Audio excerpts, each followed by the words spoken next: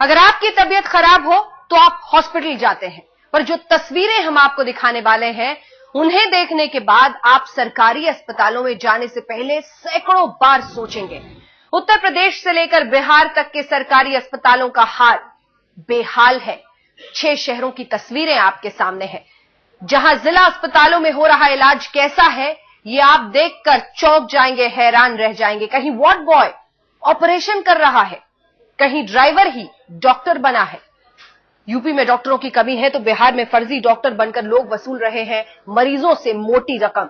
सरकारी अस्पतालों में चल रहा ये खेल हम आपको दिखाएंगे और इसकी शुरुआत करते हैं यूपी के बलिया से। जी हां, बलिया उत्तर प्रदेश के ज्यादातर सरकारी अस्पतालों में इलाज के नाम पर होता है सिर्फ और सिर्फ मजाक।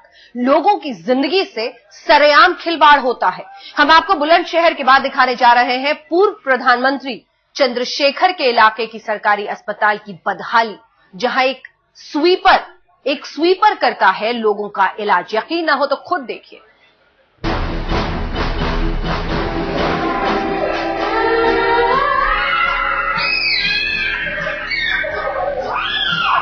इन तस्वीरों को खूब गौर से देखिएगा, क्योंकि इन तस्वीरों में है यूपी की आवाम की मजबूरी। इन तस्वीरों में है यूपी के स्वास्थ्य विभाग की लापरवाही। इन तस्वीरों में छिपी है अखिलेश सरकार की वो नाकामी, जिसके चलते यूपी के सरकारी अस्पतालों में वो हो रहा है जिसे सुनकर आप बहल जाएंगे, जिसे देखकर आप कांप जाएंगे। पूरी कहानी जानने से पहले इलाज कर रहे शख्स का पूरा परिचय जान लीजिए। नाम राजकुमार, पोस्ट स्वीपर, काम झाड़ू लगाना, तैनाती जिला अस्पताल बलिया। जी हां, इन जनाब की तारीफ तो आपने सुन ली। अब असलियत देखने के लिए जरा अस्पताल के भीतर तशरीफ लाइए। सरकारी डॉक्टरों की लापरवाही की एक नहीं कई तस्वीरें बलिया के जिला अस्पताल में। तस्वीर नंबर 1, स्वीपर लगाए टांके। बलिया के जिला अस्पताल की पहली तस्वीर। अस्पताल में आए इस बच्चे के पैर में जख्म पर टांके लगाना जरूरी। डॉक्टर नदारत, कंपाउंडर भी गायब, लेकिन मौके पर मौजूद स्वीपर राजकुमार तो है ना। देखिए, राजकुमार ने सुई धागा लिया और घोंप दिया बच्चे के पैर में। गैर प्रशिक्षित हाथों से टांके लगते, दर्द से बच्चा बिलबिला उठा। अस्पताल का स्वीपर भला टांके कैसे लगा सकता? ये सवाल मन में उठ रहा हो तो जान लीजिए, राजकुमार के पास टेक्निकल दलील है कि हम तो हुक्म के गुलाम। डॉक्टर साहब जो कहते हैं सो करना पड़ता है। तो काम क्या है? हमें झाड़ू लगाओ। इसके अलावा क्या क्या कर सकते हैं? करे का बाद जब ज्यादा भीड़ होगा तो कहें थोड़ा देख ले जला। तो क्या फिजियन केस आ गई तो डॉक्टर ही संगे तो मदद हम करेंगे।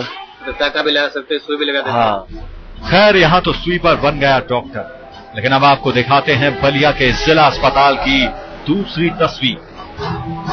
तस्वीर नंबर 2, फार्मासिस्ट लगाए सुई। यूपी के सरकारी अस्पतालों की बदहाली और स्वास्थ्य विभाग की लापरवाही को उजागर करती इस तस्वीर पर भी नजर डालिए। ये देखिए, यहां इंजेक्शन की तैयारी हो रही है। यह है ट्रेनिंग के लिए आए फार्मासिस्ट। इनका काम है डॉक्टर की लिखी दवा मरीज को देना, लेकिन इनके हाथ इंजेक्शन देने से भी पीछे नहीं हटते। स्वीपर लगाए टांके, फार्मासिस्ट लगाए सुई। चलिए प्रभारी चिकित्सा अधीक्षक से पूछ लेते हैं कि जो काम इस अस्पताल में डॉक्टरों को करना चाहिए वो स्वीपर और फार्मासिस्ट कैसे कर रहे हैं। अगर ये चीज हो रहा तो गलत है।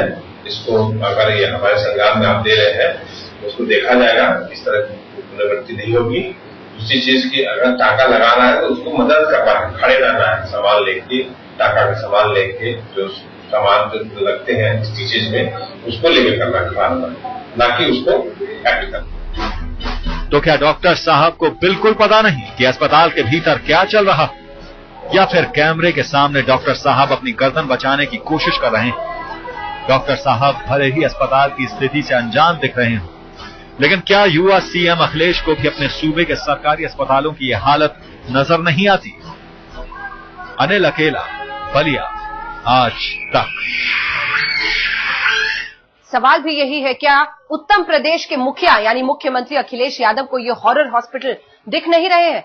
बलिया में ही नहीं, कानपुर से लेकर मेरठ जैसे यूपी के महानगरों के सरकारी अस्पतालों की भी यही कहानी है। कहीं ड्राइवर बन जाता है डॉक्टर, कहीं महिला चपरासी बन जाती है नर्स। क्या मुख्यमंत्री अखिलेश यादव करेंगे कोई ठोस कार्रवाई? यूपी की सेहत बयां कर रही हैं ये 3 तस्वीरें। औद्योगिक नगरी कानपुर से लेकर कुशीनगर और मेरठ तक की हैं ये तस्वीरें। इन तीनों तस्वीरों की एक ही हकीकत है और वो है जिला सरकारी अस्पतालों की बद इंतजामी। अस्पतालों से सरकारी डॉक्टर गायब हैं और कहीं वार्ड बॉय तो कहीं डॉक्टरों के ड्राइवर कर रहे हैं मरीजों का इलाज। सबसे पहले चलते हैं कुशीनगर। कुशीनगर के सरकारी अस्पताल को देखिए। मरीजों को ग्लूकोज की बोतल चढ़ाई जा रही है और एक शख्स बोतल चढ़ाने में जुटा है। ये शख्स कौन है अब ये भी जान लीजिए। नाम राजेंद्र, पोस्ट ड्राइवर, काम सीएमओ की गाड़ी चलाना, तैनाती जिला अस्पताल कुशीनगर। देखा आपने, मरीजों को ग्लूकोज की बोतल चढ़ा रहा ये शख्स है सीएमओ का ड्राइवर। लेकिन कुशीनगर के जिला अस्पताल के डॉक्टरों की लापरवाही देखिए। ड्राइवर होने के बावजूद राजेंद्र ही मरीजों का इलाज करता है, उनको ग्लूकोज की बोतलें चढ़ाता है। जब हमने राजेंद्र से इस बारे में सवाल किया तो उसने क्या दलील दी, ये भी आप सुनिए। तो मान लीजिए वार्ड वाइज नहीं है C4, तो ले आके छोड़ देते हैं हम लोग। अभी ग्लूकोज आप ही लगाया ना? लगा देते सब। तो डॉक्टर साहब क्या किनको भेजे हैं? जी वही लेकर आए वहां से, पर्ची देख लिए। ड्राइवर होने के बावजूद मरीजों का इलाज कर रहे राजेंद्र की माने तो ये काम वो बहुत दिनों से कर रहा है। सवाल यह है कि आखिर मरीजों की जिंदगी से खिलवाड़ क्यों किया जा रहा है? जब हमने इस बारे में प्रभारी CMS से बात की तो उन्होंने जांच के बाद कड़ी कार्रवाई का भरोसा दिया। हम देखेंगे क्यों ऐसा है, वार्ड बॉय क्यों नहीं ले गया है, जबकि वार्ड बॉय का ये काम है, उसको ले जाना चाहिए। इसको हम पता लगाएंगे कि क्यों नहीं लेकर के जा रहा था, क्या है, क्यों महिलाएं ले गई थी, क्यों नहीं वार्ड बॉय नहीं ले गया। जिसकी ड्यूटी है उसके खिलाफ हम एक्शन लेंगे। हम इसकी कठोर निंदा करते हैं। अगर वो कैंपस में हमारे अस्पताल में आता है, इसकी हम कठोर निंदा करते हैं, उसके खिलाफ कड़ी से कड़ी कार्रवाई करेंगे। अस्पताल प्रशासन अब भले ही कार्रवाई करे, लेकिन राजेंद्र ने अब तक जिन लोगों का इलाज किया उनका क्या? वैसे देखा जाए तो यूपी के सरकारी अस्पतालों में राजेंद्र जैसे न जाने कितने लोग जो बिना डिग्री के ही मरीजों का इलाज कर रहे हैं। जिला अस्पताल के भीतर जब आज तक का कैमरा गया तो भीतर की तस्वीरों को देखकर आंखों पर यकीन नहीं हुआ। मजबूरी के चलते लोग बाग जिस महिला से इंजेक्शन लगवा रहे थे, दरअसल वो अस्पताल में चपरासी थी। तस्वीरों में आप देख सकते हैं कानपुर के जिला डफरिन अस्पताल की हकीकत। महिला चपरासी लगा रही इंजेक्शन, मजबूरी में चपरासी से सुई लगवा रहे मरीज। कानपुर जिला अस्पताल में बद इंतजामी। जब हमने इस बाबत महिला चपरासी से बात करना चाहा तो वो नर्स का हवाला देने लगी। पहले हमारी दीदी को बुला के लाओ। ये भैया हम कह रहे हैं आप उनको बुला के लाओ। वो हेड है भैया, वो मैं डांट रही भैया। नर्स लोग कर रहे हैं तो वो तो सही है, लेकिन वार्ड बॉय का कोई ट्रेनिंग नहीं होती है उनकी। नर्सों को ट्रेनिंग दी जाती है, इसलिए नर्स अगर इंजेक्शन या ड्रेसिंग करती हैं तो उनके लिए तो सही है। कुशीनगर और कानपुर जैसा ही हाल है मेरठ का, जहां मजबूरी में लोग खुद ही अपने परिजनों को दवा लगाते हैं, इनका इलाज करते हैं। मेरठ जिला अस्पताल में जब हमारी टीम पहुंची तो एक रिक्शा वाला अपने भाई के जख्मों पर मरहम लगाता दिखा। इमरजेंसी में भी रिक्शा वाला अपने भाई का इलाज कर रहा था। सवाल ये है कि आखिर क्यों? तो जवाब खुद रिक्शे वाले से ही सुनिए। डॉक्टर साहब ने मेरे हाथ में टोक दे दी थी, खुद लगा दी। आपने कहा कि वार्ड बॉय से लगवाइए? नहीं, मैंने नहीं किया, मैंने खुद ही लगा ली। जब मेरा भैया तड़प रहा है, मुझे तो खुद लगानी पड़ती। खास बात है कि जब रिक्शा वाला अपने जले हुए भाई के जख्मों पर मरहम लगा रहा था तो डॉक्टर साहब वहीं खड़े थे। पर जब हमने उनसे इस बारे में पूछा तो उन्होंने ऐसी किसी भी घटना की जानकारी से इनकार कर दिया। मेरठ के जिला अस्पताल से लेकर कानपुर और कुशीनगर तक के जिला अस्पतालों की बद इंतजामी की तस्वीरें आपने देखी। शायद ही अब कोई सरकारी अस्पतालों में इलाज के लिए सोचेगा, लेकिन सवाल यह है कि क्या इस खबर के बाद मुख्यमंत्री अखिलेश यादव और उनके स्वास्थ्य मंत्री कोई ठोस कदम उठाएंगे या फिर लोगों के लिए सरकारी अस्पताल आगे भी हॉरर हॉस्पिटल ही बने रहेंगे। कानपुर से रंजन सिंह और मेरठ से उस्मान चौधरी के साथ SN शुक्ला, कुशीनगर, आज तक। आखिर ये आम आदमी के साथ किस तरह का खिलवाड़ हो रहा है। बुलंदशहर के जिला अस्पताल में वार्ड बॉय के ऑपरेशन करने का खुलासा किया था आज तक ने। खबर ने असर दिखाया और जांच शुरू हुई, लेकिन जांच के पहले ही दिन अस्पताल में गहमा गहमी और जमकर नारेबाजी हुई। तस्वीरें हम आपको दिखा रहे हैं। दरअसल स्वास्थ्य महानिदेशक डॉक्टर चिरंजी लाल कर्मचारियों के मरीजों का इलाज करने की घटना की जांच करने आए। इस दौरान भारतीय जनता युवा मोर्चा और अखिल भारतीय विद्यार्थी परिषद के कार्यकर्ता भी अस्पताल में आ गए। सबने मिलकर महानिदेशक को घेर लिया और उनसे सवाल जवाब शुरू कर दिए। इस दौरान काफी गहमा गहमी और नारेबाजी हुई। महानिदेशक का समर्थन कर रहे अस्पताल कर्मचारियों ने मीडिया के लोगों के साथ भी झड़प की, जिसमें मीडिया के 3 लोग जख्मी हो गए। पुलिस ने आकर पूरा मामला शांत कर दिया।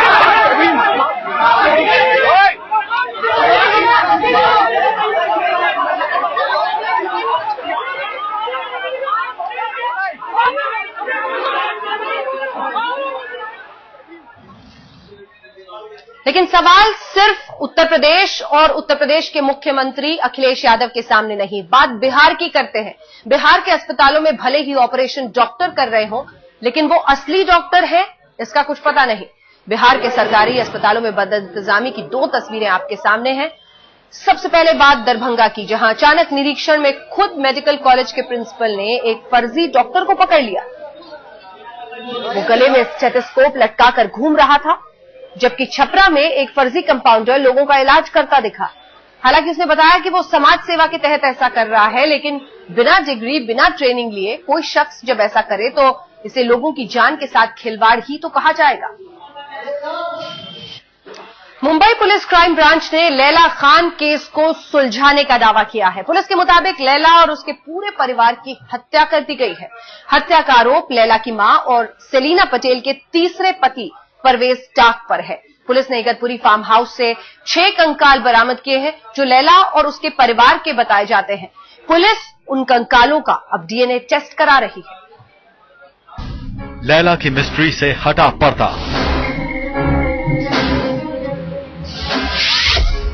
परिवार समेत हुई लैला की हत्या। फार्म हाउस ने उगले सारे राज।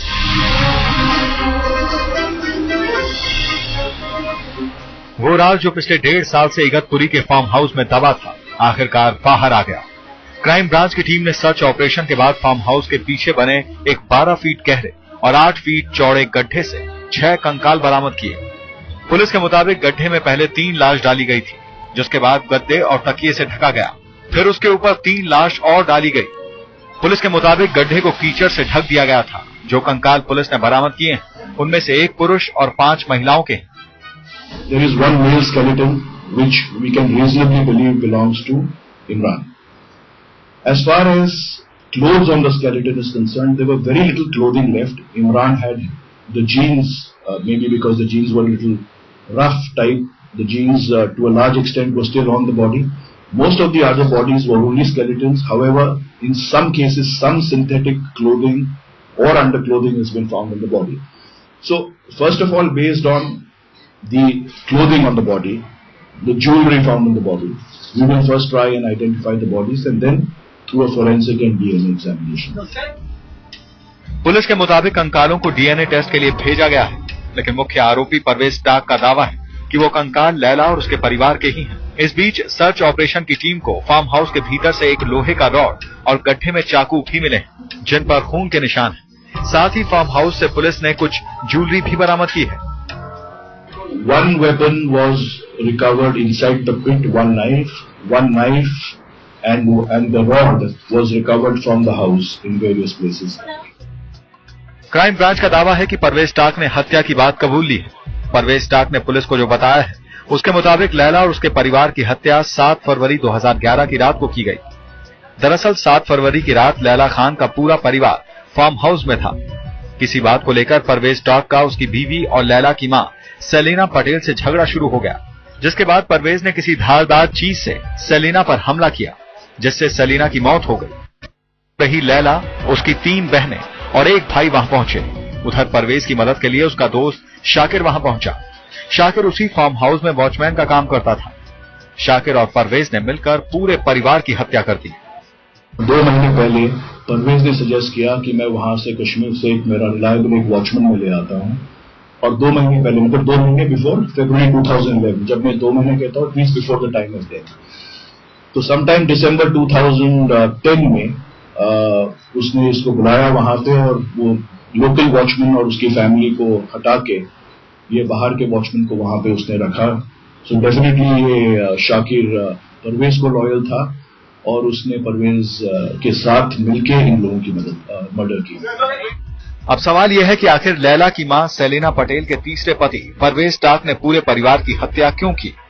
पुलिस के पास इस सवाल में 3 थ्योरियां हैं। थ्योरी नंबर 1, सेलिना अपने दूसरे पति आसिफ के ज्यादा करीब थी। थ्योरी नंबर 2, लैला और उसका परिवार दुबई शिफ्ट करना चाहते थे। थ्योरी नंबर 3, सेलिना ने अपने दूसरे पति आसिफ को कई प्रॉपर्टी का मालिक बना रखा था।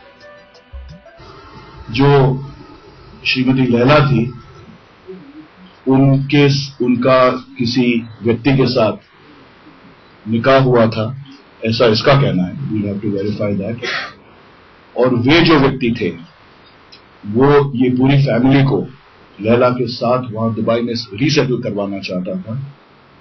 उसका यह कहना था कि क्वालिटी ऑफ लाइफ वहां पे उनकी अच्छी रहेगी यहां से, और इससे परवेज को इनसिक्योरिटी हुई, क्योंकि उसके पास, जैसे मैंने बताया, पासपोर्ट नहीं था, और उसको लगता था कि पूरी फैमिली अगर चली जाएगी और सेलिना जी चली जाएगी तो उसके बारे में उसको इनसिक्योर फील हो रहा था। फिलहाल लैला खान केस में 2 आरोपी हैं, परवेज टाक और शाकिर हुसैन। लेकिन पुलिस लैला की मां सेलिना के दूसरे पति के रोल की भी जांच कर रही है। इगतपुरी से मुनीश चंद्र पांडे के साथ राजेश कुमार, मुंबई, आज तक। अगर किसी बच्चे को बिस्तर गीला करने की बीमारी है तो क्या यूरिन पिलाना इसका इलाज है? शांति निकेतन की एक छात्रा को यूरिन पिलाने के मामले में सामाजिक कार्यकर्ता स्वामी अग्निवेश ने सजा को दवा बताकर एक नया विवाद पैदा कर दिया है। सामाजिक कार्यकर्ता स्वामी अग्निवेश फिर विवादों में। इस बार विवाद खड़ा हुआ है उनके उस बयान को लेकर जिसमें उन्होंने शांति निकेतन की छात्रा को यूरिन पीने की सजा देने वाली वार्डन का बचाव किया है। महिला के ऊपर सारा देश ऐसे टूट के पड़ रहा है जैसे उसको फांसी पे लटका देंगे। उसने बहुत बड़ा जघन्य कोई अपराध कर दिया। क्या किया उसने? उसने पहले भी कुछ लड़कियों को, जिनकी आदत थी बिस्तर पे पेशाब करने की, उनको ये बात कही थी कि देशी इलाज है, तो उसने कहा होगा कि इसको तुम भी पी लो भाई। यदि उस लड़की को अच्छा नहीं लगा था तो कह देती कि भाई मैं नहीं पीऊंगी, मुझे कोई ऐसा। उसने जबरदस्ती नहीं की। जबरदस्ती का मतलब होता है उसके हाथ पैर पकड़ करके और फिर उसके मुंह में जबरदस्ती ठूंसती उसके पेशाब को, तो बात होती। छात्रा को शर्मनाक सजा का मामला शनिवार को सामने आया था। शांति निकेतन के विश्व भारती पाठ भवन के हॉस्टल में रहने वाली 5वीं क्लास की एक छात्रा ने शिकायत की थी कि बिस्तर गीला करने पर हॉस्टल की वार्डन ने उसे उसी का यूरिन पीने को मजबूर किया था।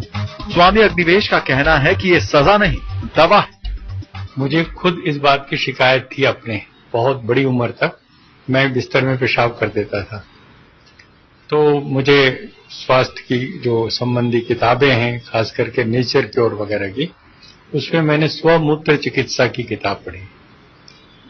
उस समय मैं जेल में था, इमरजेंसी के दिनों में, अंबाला सेंट्रल जेल में, और मैंने वो किताबें पढ़ी तो मुझे लगा कि ये इलाज तो मेरे पास अपने पास है। जाहिर है स्वामी अग्निवेश का बयान नया विवाद खड़ा कर सकता है, क्योंकि उनकी बातों से सहमत होना मुश्किल है। आज तक ब्यूरो। बात बहुत सीधी है। हर मुद्दे पर बोलना जरूरी नहीं होता है। कम से कम सोच समझकर ऐसे गंभीर मुद्दों पर बोलना चाहिए जहां सवाल एक बच्ची का है, उसके भविष्य का है, उसके दिलो दिमाग पर किस तरह का असर हुआ है, इस बात का है। अगली खबर, दिल्ली के कनॉट प्लेस में आज बच्चों की स्कूल वैन में आग लग गई। घटना आज दोपहर 2 बजे हुई जब बच्चे स्कूल से लौट रहे थे। हादसे के वक्त स्कूल वैन में 8 बच्चे भी सवार थे। वैन के अगले हिस्से से अचानक धुआं निकलते देखकर एक बाइक सवार ने कार के ड्राइवर को रुकने का इशारा किया। कार के रुकते ही बाइक सवार और ड्राइवर मिलकर जलती कार से बच्चों को निकालने लगे। हादसे में वैन जलकर खाक हो गई, लेकिन शुक्र है कि बाइक सवार की सूझबूझ से किसी भी बच्चे को खरोच तक नहीं आई। जम्मू कश्मीर में एक बस गहरी खाई में गिर गई। हादसे में 2 स्कूली बच्चों और उनकी एक टीचर की मौत हो गई। ये बस कुपवाड़ा से गुलमर्ग बच्चों को पिकनिक पर ले जा रही थी। अस्पताल में फैली ये चीख पुकार गुलमर्ग में हुए हादसे की दर्दनाक तस्वीर को बयां कर रही है। कुपवाड़ा के एक स्कूल के बच्चे निकले तो थे पिकनिक मनाने, लेकिन किस्मत को कुछ और ही मंजूर था। बस गुलमर्ग के रास्ते में ही हादसे की शिकार हो गई। हादसे में 2 बच्चों और उनकी एक टीचर की मौत हो गई। घायल हुए 40 लोगों में कुछ की हालत गंभीर बनी हुई है। हमने सुना कि गाड़ी एक्सीडेंट हो गई, फिर उसके बाद हमने वहाँ पे जिंदा ही था, लेकिन जैसे हम अस्पताल पहुंच गई वैसे उसकी डेथ हो गई। गाड़ी जब टंगमर्ग से ऊपर चढ़ी, गोवाबरेशी के लिए रवाना हो रही थी, तो अचानक हुए तो गॉड नोज बेटर कि बैक फेल थी या कुछ और था, क्या आता पेश होगा वो तो खुदा बेहतर जानता है। अचानक गाड़ी एक गहरी खाई में पलट गई। घायलों का इलाज टंगमर्ग के जिला अस्पताल और श्रीनगर के मेडिकल कॉलेज में किया जा रहा है। घायल बच्चों के घर वालों को हादसे की जानकारी जैसे ही पता चली, वो सभी अस्पताल पहुंच गए। हम इस वक्त श्रीनगर के एक हॉस्पिटल में है, ट्रॉमा केयर सेंटर में। इस वक्त यहाँ पे टंगमर्ग से इन बच्चों को लाया गया है। इन बच्चों की बस के साथ एक एक्सीडेंट हुआ था। करीब 40 लोग इस एक्सीडेंट में जख्मी बताए जा रहे हैं और अभी तक प्रशासन ने इस बात की पुष्टि नहीं की है कि इस सारे इंसिडेंट, इस एक्सीडेंट की वजह क्या रही। लेकिन इस वक्त जो हमको बताया जा रहा है कि पूरा का पूरा जो फोकस है वो इसी बात पे है कि इन बच्चों को जल्द से जल्द हॉस्पिटलों में शिफ्ट किया जाए। स्कूल प्रशासन की ओर से अभी तक कोई बयान सामने नहीं आया है। बस गहरी खाई में कैसे गिरी, अभी तक इसके कारणों का पता नहीं चला है। शुजा उल हक, श्रीनगर, आज तक।